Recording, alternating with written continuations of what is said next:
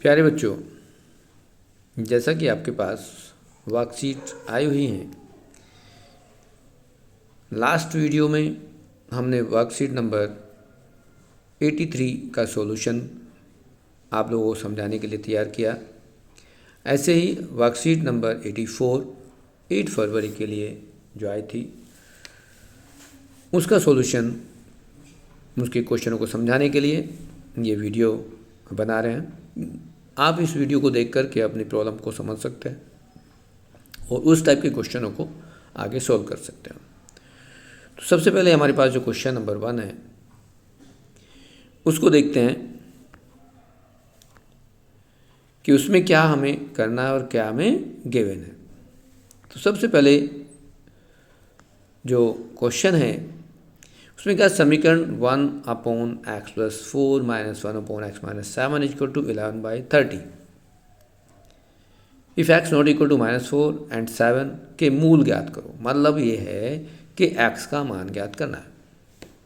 तो क्या करेंगे, जो भी हमारे पास ये समीकरण है इसको हम सबसे पहले लिखेंगे। ये हमें जो गिवन है वो है, अब जो गिवन है उसको मैं दोबारा नहीं लिख रहा हूँ। सबसे पहले हम लिखते हैं कि हमारे पास इससे पहले हमें करना क्या है। तो सबसे पहले इन दोनों जो पद हैं इनका हम एलसीएम लेते हैं। यहाँ से शुरू कर देते हैं क्योंकि स्पेस कम होता है। तो एलसीएम क्या होगा, एलसीएम होगा x+4 और x-7। x+4 से यदि हम एलसीएम को डिवाइड करेंगे। अब एलसीएम ये क्यों होगा, क्योंकि जब भी हमारे पास बीजीय अंक होते हैं, बीजीय बहुपद होते हैं, बीजीय टर्म होती हैं, तो उनका कोई भी कॉमन हमें नज़र नहीं आता, तो इसलिए दोनों को गुना कर देते हैं। तो x+4 और x-7 दोनों को गुना कर दिया, जो एलसीएम आ गया। अब x+4 से यदि हम डिवाइड करेंगे तो x-7 हमारे पास आएगा, जिसको हम x-7 यहाँ लिखेंगे। फिर ये जो माइनस का साइन है तो ऐसे लगाएंगे। फिर x-7 से डिवाइड करेंगे एलसीएम को तो x+4 आएगा और यहाँ x+4 हम लिख देंगे और बराबर हमारे पास 11/30 है। आपको याद हो तो ये क्वेश्चन एनसीईआरटी की बुक का है। अब इसको यदि हम आगे करते हैं तो ब्रैकेट खोलेंगे, ये x-7 आएगा, यहाँ से x माइनस होगा, ये -4 आएगा अपॉन में, इनको यदि गुना करेंगे तो आएगा x² - 7x + 4x और -28 बराबर 11/30 हो जाएगा। अब देखो कि ये माइनस का x है और ये प्लस x कैंसिल हो गया। ऊपर -7 और -11 आया, तो यहाँ हम लिखेंगे इसको कि -11 गुना 30 कर दें, क्योंकि इसको क्रॉस मल्टीप्लाई कर देते हैं, और बराबर में आपके पास आएगा 11 और ब्रैकेट में आ जाएगा x²। अब ये देखो इन टर्म्स को देखो, इन दोनों को, ये +4 है और ये -7 है, तो -3x आएगा और माइनस में 28 हो जाएगा।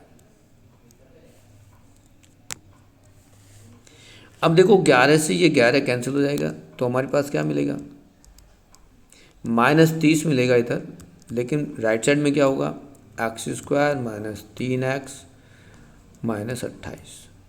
यदि इस 30 को दूसरी तरफ ले जाते हैं तो हमारे पास ये x² - 3x और -28 और ये 30 उधर जाके प्लस हो जाएगा, तो +2 आ जाएगा।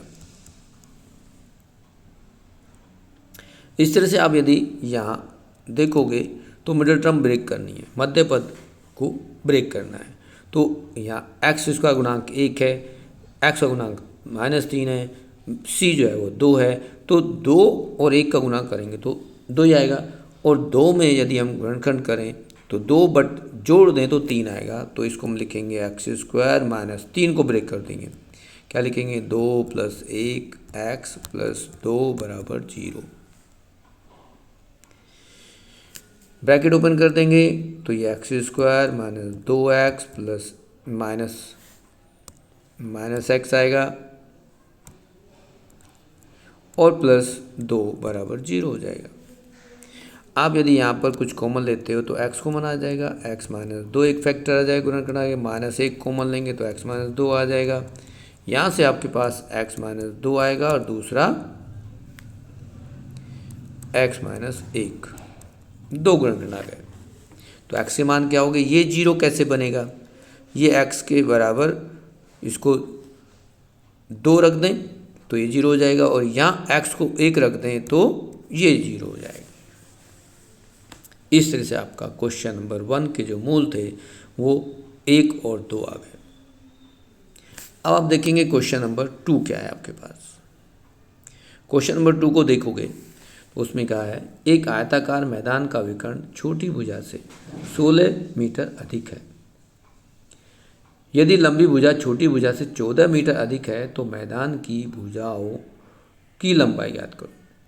थोड़ा सा हम डायग्राम बनाते हैं यहाँ। उसने कहा एक आयताकार मैदान है, सपोज करो ये मैदान है।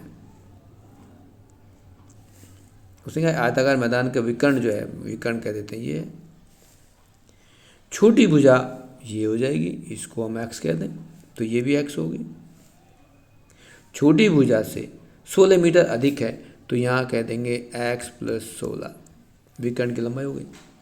लेकिन यदि लंबी भुजा छोटी भुजा से 14 मीटर अधिक है तो ये x + 14 हो जाएगी, मीटर, ये मीटर और ये भी मीटर।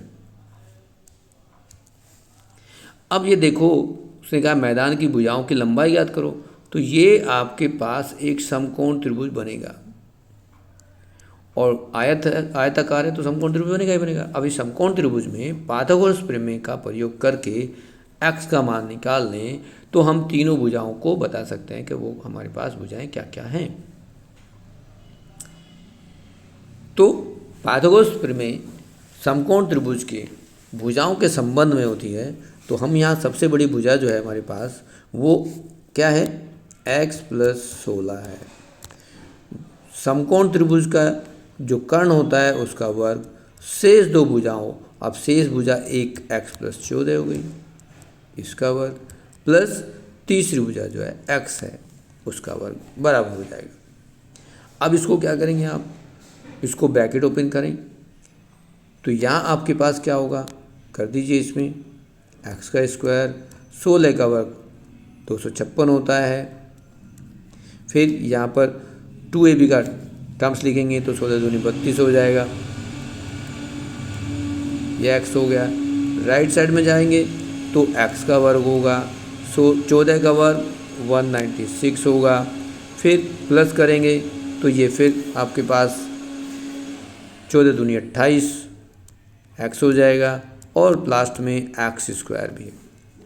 तो देखोगे यहाँ एक x² की जो टर्म्स है वो राइट साइड में से लेफ्ट साइड के x² कैंसिल हो जाएंगे, या शिफ्ट करेंगे तो कैंसिल हो जाएंगे।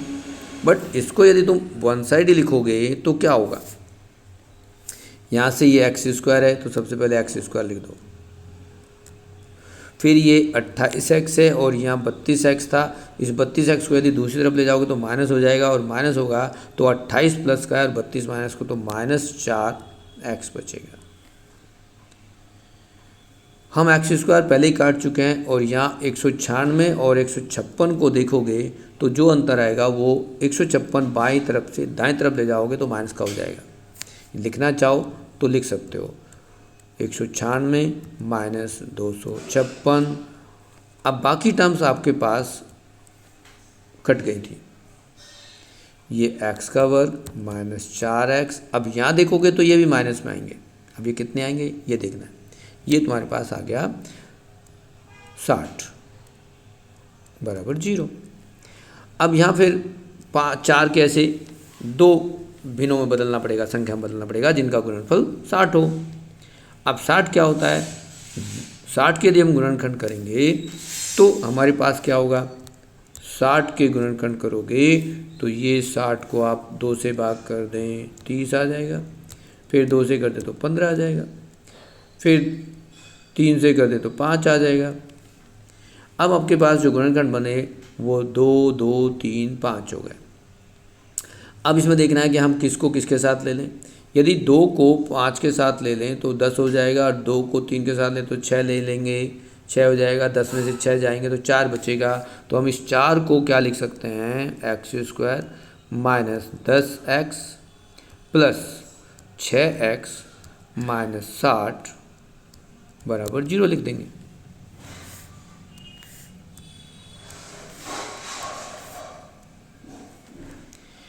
अब आप देखेंगे यहाँ पर तो x कॉमन लें तो ये x माइनस 10 आ जाएगा। यहाँ से +6 कॉमन ले लें तो x माइनस 10 हो जाएगा। उसके बाद x माइनस 10 और दूसरा x प्लस 6 आपके पास दो गुणनखंड आ गए। ये 0 कब बनेगा और ये 0 कब बनेगा? अब देखेंगे कि यदि x को यहाँ देखेंगे तो -6 लेना पड़ेगा और भुजा की लंबाई माइनस में नहीं होती, तो जो हमने मान निकाले हैं उनको आप थोड़ा सा नेगलेक्ट करेंगे। जैसे यहाँ आप x को 10 लोगे तो यहाँ x को -6 लोगे तो -6 जो होगा वो भुजा नहीं हो सकती, तो सबसे छोटी भुजा 10 मीटर हो गई। तो इस तरह से हमारे पास जो ये आयताकार एक मैदान है उसकी जो भुजा हुई उनको आप क्या लिखेंगे? तो x हमारे पास क्या आया? x आ गया 10 मीटर। विकर्ण की भुजा बताएंगे तो 10 + 16 26 हो जाएंगी और जो दूसरी बड़ी भुजा है वो 10 + 14 24 मीटर हो जाएंगी। तो तीनों भुजाएं हमें मिली, वो तीनों भुजाओं में 10, 24 और 26 हो गई। इस तरह से आपका जो क्वेश्चन है उसमें इस आयताकार मैदान की भुजाओं की लंबाई तीनों की आ गई, जिसको आप लिख सकते हो कि एक भुजा हमारे पास 10 है, एक 24 है और एक 26 है। अब आप देखते हैं क्वेश्चन नंबर 3। क्वेश्चन नंबर 3 को देखोगे तो उसमें लिखा है के वे मान ज्ञात कीजिए जिनके लिए द्विघात समीकरण इसके मूल बराबर हैं। अब इसके बाद मूल भी ज्ञात करने के लिए कहा गया। तो सबसे पहले क्या करेंगे? सबसे पहले आपके पास जो समीकरण दी गई है उसके बारे में देखते हैं। हमारे पास जो समीकरण है उसको देखें तो समीकरण के यदि मूल भाग को देखोगे तो यहाँ से थोड़ा सा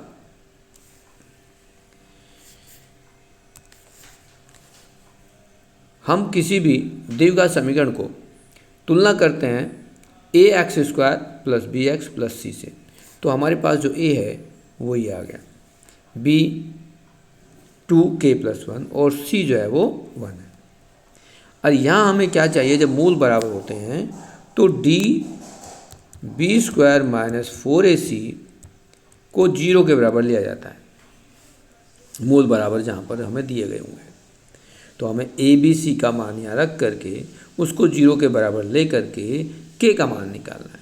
तो k का मान निकालने के लिए अब हमारे पास d को हमने 0 ले लिया, b का मान हमारे पास क्या है? 2k + 1 का होल स्क्वायर करेंगे -4 इंटू, अब इसमें क्या आएगा? 3k + 1 और इंटू 1 और इक्वल टू 0, क्योंकि a हमारे पास क्या था? 3k + 1, c क्या है? 1 है और b हो गया। अब यदि इसको ओपन करोगे ब्रैकेट को तो यहाँ क्या मिलेगा? 4k + 1 का होल स्क्वायर 4 3k + 1 बराबर 0। यदि आप यहाँ से 4 कॉमन लेते हो और इसको ब्रैकेट ओपन कर देते हो, क्योंकि 4 यहाँ पर भी है, दोनों में 4 कॉमन ले लिया, ब्रैकेट यदि इसको ओपन करोगे तो क्या मिलेगा? k² + 2k + 1 माइनस के साइन से यहाँ मल्टीप्लाई करेंगे तो -3k - 1 इक्वल टू 0।